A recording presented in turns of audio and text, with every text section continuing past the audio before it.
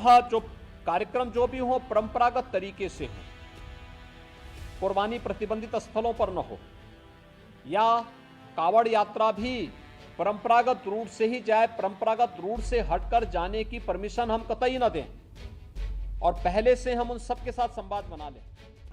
नमस्कार, धर्म ज्ञान के दर्शकों का स्वागत है। मैं हूं आपके साथ कविता राणा। मौलवियों की हुई मौज ही मौज, योगी राज में फकीरों की हुई मौज ही मौज और योगी राज में पुरोहितों की भी हुई मौज ही मौज। जी हां, आपने सही सुना। उत्तर प्रदेश के मुख्यमंत्री योगी आदित्यनाथ जो खुद गोरखनाथ मंदिर के महंत हैं और इसलिए ये बात भली भांति जानते हैं कि जब प्रदेश के धार्मिक स्थलों की प्रसिद्धि दुनिया भर में फैलानी है तभी पर्यटन को बढ़ावा मिल पाएगा। और ऐसे में संतों से लेकर पुरोहितों और पुजारियों से लेकर मौलवियों का ख्याल तो रखना ही पड़ेगा। योगी को मुस्लिम विरोधी बताने के विरोधी लाख दावे कर रहे हो, लेकिन योगी है जो अपने काम से हर किसी का मुंह बंद करना जानते हैं। जी हाँ, तभी तो जन आस्था का सम्मान करते हुए धार्मिक पर्यटन को प्रोत्साहित करने के लिए योगी ने एक बड़ा फैसला किया है।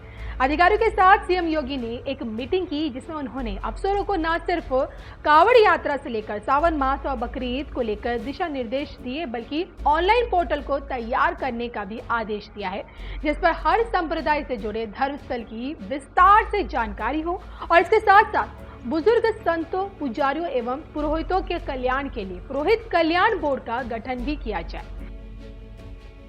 तो योगी के देखिए इस एक फैसले से अब पुरोहितों, पंडितों के साथ साथ अब मौलवी और फकीरों की भी मौजी मौज हो गई है, क्योंकि बोर्ड इन लोगों की हर तरीके से मदद करेगा, फिर चाहे वो आर्थिक मदद भी क्यों ना हो। अब पुरोहित कल्याण बोर्ड के जरिए सभी पुजारियों को, संतों को, मौलवियों को, फकीरों को लाभ दिया जाएगा। बोर्ड न केवल देखिए इनके कल्याण के लिए काम करेगा, बल्कि विभिन्न धर्म संप्रदाय की परंपरा का संरक्षण और पुरोहितों का प्रशिक्षण भी कराया जाएगा। और इसके अलावा मंदिर सूचना प्रणाली और पुरोहित कल्याण बोर्ड को एकीकृत भी किया जाएगा। तो साफ साफ शब्दों में कहें तो पुरोहित कल्याण बोर्ड के अंतर्गत जो कोई भी आएगा, फिर चाहे वो किसी मंदिर का पुजारी हो या फिर किसी मस्जिद का मौलवी, हर किसी को सरकार द्वारा लाभ पहुंचाया जाएगा। अब जो कि देखिए सावन के महीने में निकलने वाली कावड़ यात्रा और बकरीद सिर पर है और इसलिए इनकी तैयारियां भी योगी सरकार ने अभी से शुरू कर दी हैं। हाल ही में मुख्यमंत्री योगी ने बकरी ईद और श्रावण महीने के पर्व पर कानून व्यवस्था को लेकर प्रदेश भर के पुलिस अधिकारियों के साथ एक वीडियो कॉन्फ्रेंसिंग की थी और योगी ने यहाँ साफ शब्दों में कह दिया था कि आयोजनों के दौरान ऐसी कोई घटना न हो जिससे दूसरे धर्म के लोगों की भावनाएं आहत हो, और तो और जो कोई भी भावनाएं आहत करने की कोशिश करेगा उसकी खैर नहीं। तो योगी ने देखिए दो टूक में साफ कह दिया है कि आयोजन की अनुमति से पहले शांति सौहार्द का शपथ पत्र देना होगा। बकरीद पर कुर्बानी की जगह पहले से तय हो। कावड़ यात्रा में केवल धार्मिक गीत ही बजाए जाएंगे और जुलूस में हथियारों का प्रदर्शन ना हो और त्योहारों के दौरान अनावश्यक बिजली कटौती की शिकायत बिल्कुल ना आए। तो बकरी ईद और कावड़ यात्रा को लेकर मुख्यमंत्री योगी आदित्यनाथ ने क्या कुछ कहा, आप भी सुनिए उनके इस बयान में। मुहर्रम के अवसर पर भी मुहर्रम से जुड़े हुए जो अलग अलग ताजिया लेकर के जाते हैं उनके साथ पहले से संवाद होना चाहिए। कहीं भी कावड़ यात्रियों का और मुहर्रम के जुलूस आपस में टकराने की नौबत ना आने पाए, इसके लिए पहले से रूट तैयार कर लेना, पहले से सुनिश्चित करना कि किसी की भावनाएं आहत भी न हो और दोनों कार्यक्रम संपन्न हो जाएं, परंपरा का उल्लंघन भी कहीं न हो, इस बात को सुनिश्चित करेंगे और इस पर हम लोग पहले से ही ध्यान देंगे जिससे कहीं भी कोई बात न हो। दूसरा, नगर विकास के द्वारा और पंचायती राज विभाग के द्वारा स्वच्छता को, सैनिटाइजेशन को जहां प्राथमिकता के आधार पर आगे बढ़ाना होगा, वैसे भी संचारी रोग नियंत्रण का एक कार्यक्रम 1 जुलाई से चल रहा है। स्वच्छता, सैनिटाइजेशन उसका प्रमुख पार्ट है।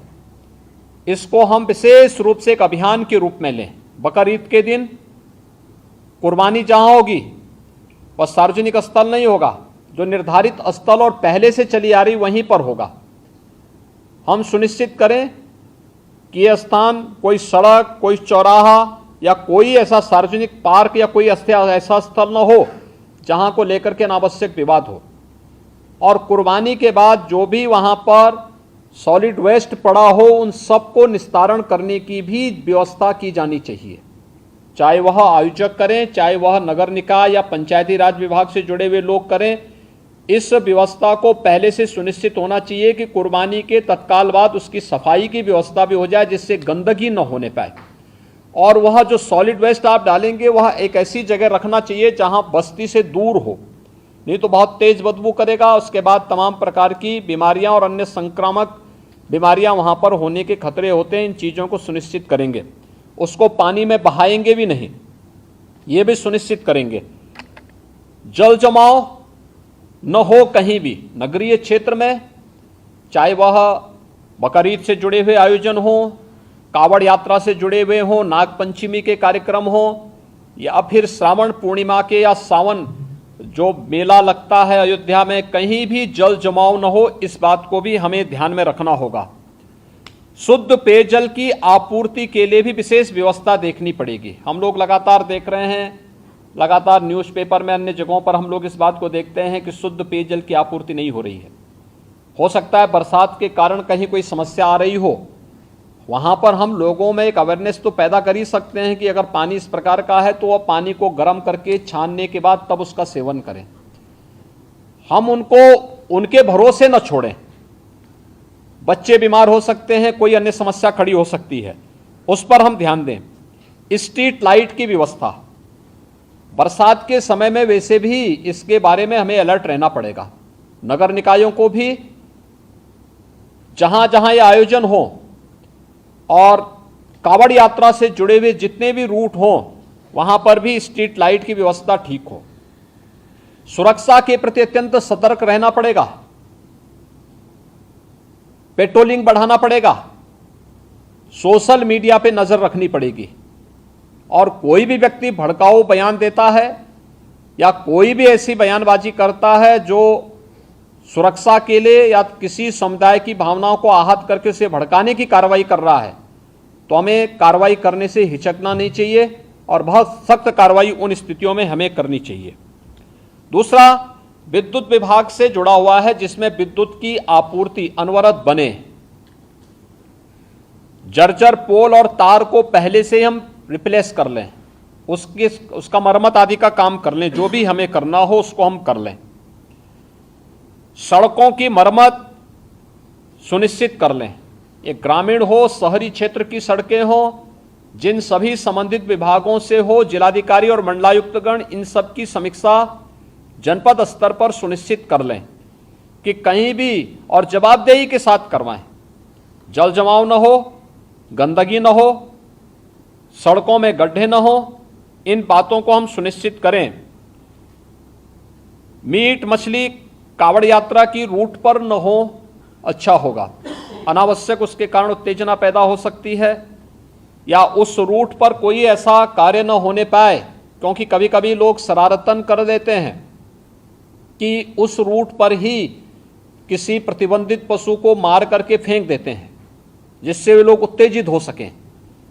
क्योंकि जो शरारती तत्व हैं वो हर प्रकार का संभव प्रयास करेंगे, हमें उसके प्रति सतर्कता बरतनी चाहिए। ऐसे ही वह जो कार्यक्रम जो भी हो परंपरागत तरीके से हो, कुर्बानी प्रतिबंधित स्थलों पर न हो, या कावड़ यात्रा भी परंपरागत रूट से ही जाए, परंपरागत रूट से हटकर जाने की परमिशन हम कतई न दें। और पहले से हम उन सबके साथ संवाद बना लें कि जबरदस्ती जो रूट नहीं है उस रूट पर जाने का कोई भी प्रयास न करें।